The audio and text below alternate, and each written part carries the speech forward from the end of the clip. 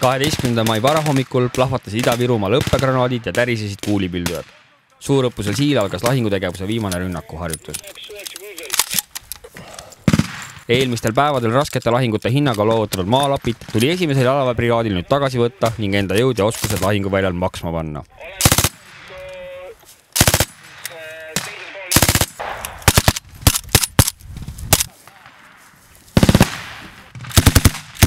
Just nii nagu plaan ette nägi, liikus reservväelastest koosnev esimese jalaväebrigaadi jalaväekompanii oma tule toetusel jõudsalt edasi. Kuulipildujate ja Karl Gustavi tankirusikate turmtuld toetasid täpsuslaskurid ja miinipildujad. Siit, KP-mees, oled TT-ga põhimõtteliselt kõrvuti. Sa näed, siin on aed. Ja kuradi aiast sa kõmmutad läbi, kui kuradi sa näed kedagi seal. Said aru?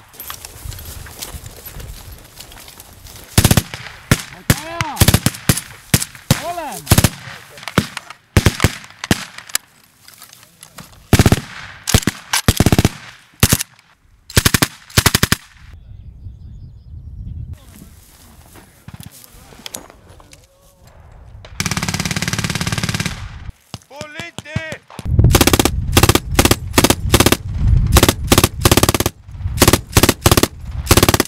Padriku haaval edasi liikudes ja aeg-ajalt miinipildujate toetustult tellides sunniti vastaseks kehastunud Kuperjanovi pataljoni võitlejad mõnetunnise lahingu tulemusel oma positsioonid maha jätma ning taanduma.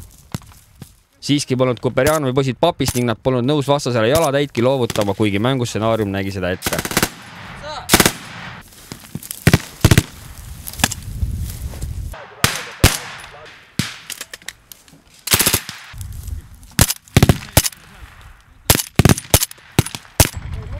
Harjutus lõppeski alles siis, kui kohtunikud ühel hetkel valju hüüatusega teada andsid, et lahing on läbi.